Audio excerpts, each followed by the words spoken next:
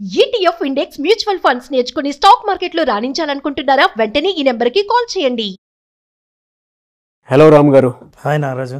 ఏ చిన్న రిలేషన్షిప్లో అయినా సరే అండి, ఒక మంచి కమ్యూనికేషన్ వెళ్తూ ఉన్నప్పుడు బాగానే ఉంటుంది. బట్ చిన్న చిన్న ఇన్సిడెంట్స్ ఎలానంటే, వెళ్ళే దారిలో ఒక చిన్న ఇన్సిడెంటే క్రిటికల్గా అనిపిస్తుంది. బోత్ సైడ్లో ఎవరికైనా సరే ఒకళ్ళు కనిపించినా కూడా, బాగా వెళ్తున్న రిలేషన్షిప్ కూడా ఓ 3-4 రోజులు బ్రేక్ వచ్చేస్తుంది, తెలియకుండానే బ్రేక్ వస్తుంది.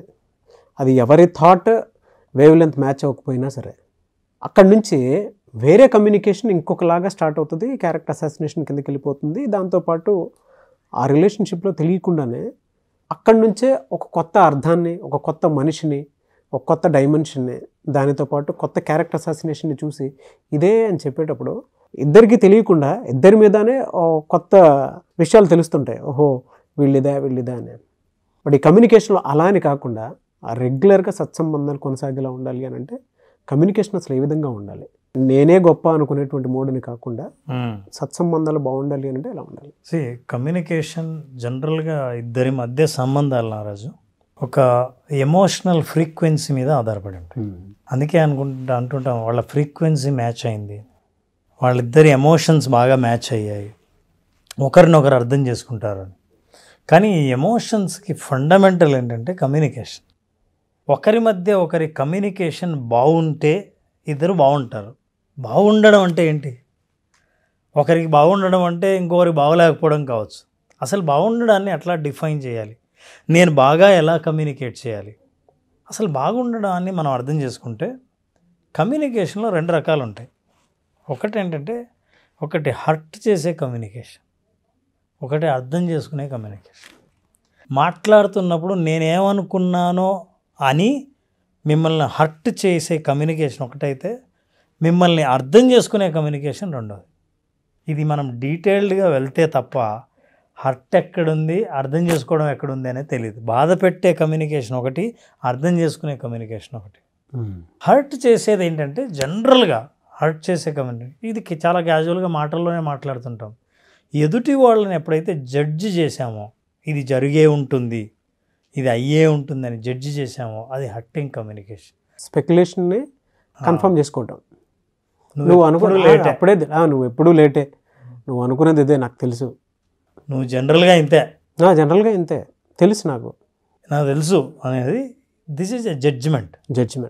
ఎప్పుడైతే జడ్జిమెంట్ చేసావో మనకు తెలియదు, కానీ చిన్న విషయమైనా అది హర్ట్ చేస్తుంది. అంటే నేనేంటో ఆల్రెడీ నీకు తెలుసు అంటే, నేనేం ఆలోచించను, నేను ఎలా బిహేవ్ చేస్తానో నీకు ముందే తెలుసు అంటే, నా బిహేవియర్ ఎప్పుడు ఒకే రకంగా ఉంటుందని నువ్వు అనుకోవడం వల్లే కదా నేను ఎప్పుడు ఇంతే అన్నావు అనేది హర్ట్ చేస్తుంది. ఇవన్నీ చాలా సున్నితంగా హర్ట్ని, మనిషి హృదయాన్ని బాధ పెట్టేవి.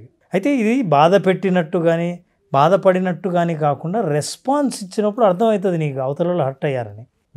సో ఈ హర్టింగ్ కమ్యూనికేషన్లో ఇన్సల్ట్ చేయడం, కంపేర్ చేయడం, ఈ 3 కమ్యూనికేషన్లో ఉన్నాయంటే అది బాధ పెట్టే కమ్యూనికేషన్. మనకు తెలియకుండానే మీరు ప్రేమ ప్రదర్శిస్తుండొచ్చు, మాట్లాడేది చాలా క్యాజువల్గా ఉండొచ్చు. చూసావా అతను కరెక్ట్ టైంకి వచ్చాడు, నీకెందుకు లేట్ అయింది అడిగినట్లే ఉంటుంది. కానీ అతను కరెక్ట్ టైంకి వచ్చాడు, నువ్వు రాలేదే అని ఎప్పుడైతే కంపేర్ చేసావో అది బాధ. నిన్న సింపుల్గా అంటాడు హస్బెండ్, నిన్న హోటల్లో తిన్నాను, భలే ఉంది అబ్బా పప్పు, చాలా బాగా చేశారు. నువ్వు ఏదో చెప్తున్నట్టున్నా నీకు తెలియదు, యువర్ జడ్జిమెంట్ ఈజ్ దాట్ నేను బయట తిన్న పప్పు చాలా బాగుంది అని, నువ్వు చేసిన పప్పు బాగలేదని అనలేదు. అయినా సరే నీకు తెలియకుండానే కంపారిజన్లో అవతల వాళ్ళని బాధ పెట్టే కమ్యూనికేషన్ చేసావు. యాక్చువల్లీ ఇంత సున్నితంగా ఆలోచిస్తే తప్ప భాషలో పదాలు ఎంత ప్రధానమైనవో, నువ్వు ఎంచుకునే పదాలు అవతల వాళ్ళని ఎక్కడ బాధ పెడతాయో మనకు అర్థం కాదు. చాలా జాగ్రత్తగా అబ్జర్వ్ చేయాలి. ఇన్సల్ట్ చేసినట్టు మాట్లాడినా, తెలిసినట్టు ఆల్రెడీ మాట్లాడినా, ముందే నువ్వు జడ్జి చేసినా, నీ గురించి నాకు పూర్తిగా తెలుసు అన్నట్టు నీ కమ్యూనికేషన్లో మాట్లాడినా, ఇవన్నీ బాధ పెట్టేవి. తర్వాత అర్థం చేసుకునేవి, కంపాషనేట్ కమ్యూనికేషన్ అంటాం. దయతో కూడింది, అర్థం చేసుకునేది, అవతల వాళ్ళని అర్థం చేసుకోవాలనే మాట్లాడేది ఆ కమ్యూనికేషన్, అండర్స్టాండింగ్ కమ్యూనికేషన్.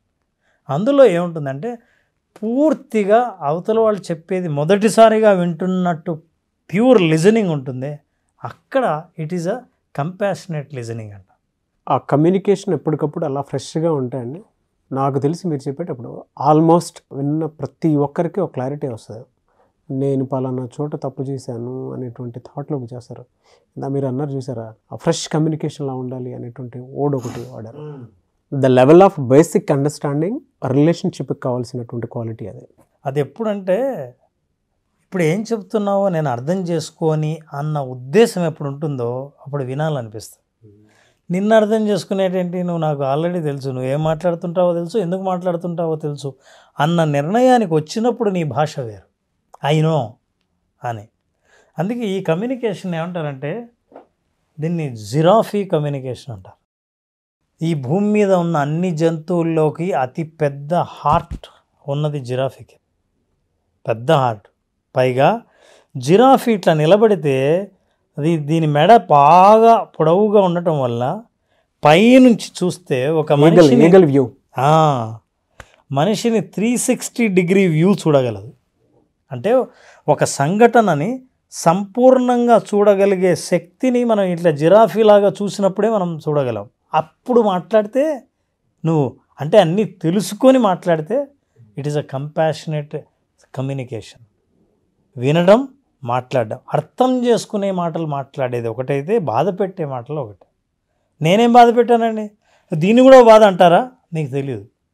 చాలా సున్నితంగా హృదయానికి గుచ్చుకుంటుంది.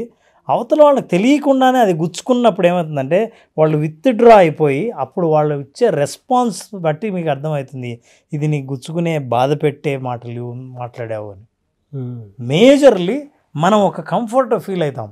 నాకు ముందే తెలుసు అని చెప్తున్నప్పుడు జడ్జిమెంట్ ఉంది అందులో, కంప్లీట్ క్యారెక్టర్ అసాసినేషన్ అది. ఇంకా అంటే నువ్వు గతంలో ఏంటో ఇప్పుడు అదే, ఇంకా ఫ్యూచర్లో నువ్వు అదే అని. అంతే. ఏ పర్సనాలిటీ ఒప్పుకుంటుంది నేను ఇంతకుముందు ఏదో నేను ఎప్పుడు అంతే అని? కంపాషనేట్ అంటే మీరు దయతో అర్థం చేసుకోవడానికి మాట్లాడుతూ బాధ పెట్టకుండా అవతల వాళ్ళని అప్పటికప్పుడు ఏ సంఘటన పట్ల ఆ సంఘటనని ఏంటో తెలుసుకోవాలన్న ఉద్దేశం మీలో ఉంటే అది జిరాఫీ కమ్యూనికేషన్. అట్లా కాకుండా సాధారణంగానే నాకు తెలుసులే అని మాట్లాడే కమ్యూనికేషన్ ఏమంటారంటే జాకల్ కమ్యూనికేషన్ అంటారు. ఇది నక్క మాటలు. నక్క ఎప్పుడు అవకాశం కోసం చూస్తూ ఉంటుంది. ఇది ఎప్పుడు హర్ట్ చేసేది వైలెంట్ అనేది. దీన్ని ఎవరైతే జాగ్రత్తగా కమ్యూనికేట్ చేస్తారో, ఎదుటి వాళ్ళని అర్థం చేసుకుని మాట్లాడతారో, నాకు నిన్న తెలిసిన నువ్వు ఈరోజు కానక్కర్లేదు, ఈరోజు నేను కొత్తగా తెలుసుకుంటానని మాట్లాడతారో దాన్ని నాన్ వైలెంట్ కమ్యూనికేషన్ అంటారు. అహింసాత్మకమైన భాష ఎప్పుడైతే వాడతారో కమ్యూనికేషన్లో రిలేషన్షిప్ స్ట్రాంగ్ చేస్తుంది. హింసాత్మకమైన భాష, వైలెంట్ కమ్యూనికేషన్ ఎప్పుడైతే వాడతామో ఈ వైలెన్స్ ఎదుటి వాళ్ళ మధ్య వైరుధ్యాన్ని పెంచుతుంది తప్ప ఇద్దరి మధ్యలో స్నేహభావం లేదా సత్సంబంధాలు నెరవేర్చే అలాంటి కమ్యూనికేషన్ మధ్యలో జరగదు. కాబట్టి మనం నాన్ వైలెన్స్ కమ్యూనికేషన్ భాష నేర్చుకోవాలి అంటే అవతల వాళ్ళ ఎమోషన్ని అర్థం చేసుకోవాలి. ఇప్పుడు ఎమోషన్ని అర్థం చేసుకోవాలంటే ఇది కూడా జనరిక్గా కనిపిస్తుంది. బాగా జాగ్రత్తగా గమనిస్తే నాగరాజు ప్రతి ఎమోషన్ ఏ భావమైనా భావోద్వేగమైనా రెండు విషయాలను చెప్తుంది. నా అవసరాలు తీరాయి లేదా నా అవసరాలు తీరలేదు. బాధ, నెగిటివ్ కమ్యూనికేషన్, నెగిటివ్ ఎమోషన్ ఏదైనా ఉందో అది నా అవసరాలు తీరలేదన్న విషయాన్ని ఇండైరెక్ట్గా చెప్తుంది. సంతోషకరమైన ఎమోషన్ నా అవసరాలు తీరాయన్న విషయం చెప్తుంది. నేను హ్యాపీగా ఉన్నాను అని అంటే, ఫర్ ఎగ్జాంపుల్ మీరు ఏదైనా మాట్లాడినప్పుడు నేను పాజిటివ్గా స్పందిస్తే ఐఎమ్ ఎక్స్ట్రీమ్లీ హ్యాపీ అని అంటే అర్థం ఏంటంటే నా నీడ్ మీట్ అయింది, నన్ను గుర్తించావు, నన్ను అర్థం చేసుకున్నావు అని నా అవసరం తీరింది అన్నప్పుడు ఆ ఎమోషన్. నేను ఏడ్చాను అంటే అర్థం ఏంటంటే, లేదా ఏడ్చానో బాధపడ్డానో గట్టిగా అరిచాను అంటే నా అవసరాన్ని మీరు అర్థం చేసుకోలేదు, నాకంటూ ఒక అవసరం ఉంది. అన్మెట్ నీడ్స్, మెట్ నీడ్స్. నా అవసరాలు తీరిన అవసరాలు, తీరని అవసరాలు. ఈ అవసరాలని మనం కమ్యూనికేషన్లో ఎమోషన్ ద్వారా చెప్తాం. ఇప్పుడు మీరు జాగ్రత్తగా గమనిస్తే నాన్ వైలెంట్ కమ్యూనికేషన్ ఏం చేస్తుందంటే అవతల వాళ్ళ అవసరాలని అర్థం చేసుకొని ఆ ఎమోషన్ని చదివి మీరు మాట్లాడే మాటల్లో భాషను చాలా జాగ్రత్తగా సెలెక్ట్ చేసుకుంటారు. లేదా మీ నోటికి వచ్చిన మాటలు మీరు ఏమనుకున్నారో అవి మాటలు మాట్లాడితే నీకు ఎన్నిసార్లు చెప్పాను నీకు అర్థం కాదా అంటే నువ్వు అర్థం చేసుకునే మనిషివి కాదు, నీకు చాలాసార్లు చెప్పాల్సి ఉంటుంది, అయినా నీకు అర్థం కాదు అన్న నీ జడ్జిమెంట్ ఏదైతే ఉందో అది హర్టింగ్ కమ్యూనికేషన్, బాధ పెట్టే కమ్యూనికేషన్ వల్ల మీరేంటి ఈ మాట మాట్లాడడంలో కూడా ఇతను ఈ విషయం చెప్పడంలో నా అవసరాలని నువ్వు అర్థం చేసుకోలేదు అంటే నేను చెప్తే నువ్వు వినాలి, నువ్వు వినలేదు, అందుకని నేను గట్టిగా అరవాల్సి వస్తుంది అని ఇతను కూడా మాట్లాడడం. అలా ఇద్దరి మధ్య ఎప్పుడైతే కమ్యూనికేషన్ కొనసాగుతుందో బంధం కూడా బలహీన పడిపోతుంది. బలంగా ఎవరి బంధమైనా ఉందంటే ఇద్దరి మధ్య దాని అర్థం ఏంటంటే అవతల వాళ్ళ ఎమోషన్లో ఉన్న నీడ్స్ని అర్థం చేసుకుని మాట్లాడుతున్నాడు ఇతను, ఇతనిలో ఉన్న ఎమోషన్లో ఉన్న నీడ్ని అర్థం చేసుకుని అవతల వాళ్ళు మాట్లాడుతున్నారు అని అర్థం. That is what is communication all about. బా, ఆ ట్రూ సైకాలజిస్ట్ చాలా బాగా చెప్పారు సార్. అంటే నాకు బాగా అనిపించిన విషయం ఏంటంటే ఇందులో ఎవరిని హర్ట్ చేయకుండా చెప్పినటువంటి true language. Nobody is perfect, నువ్వు జడ్జ్ చేయడానికి లేదు అని చెప్పడానికి ద బెస్ట్ వీడియో ఇది. Perfect, correct statement. మీరు ఓవరాల్గా చెప్పింది కూడా అదే.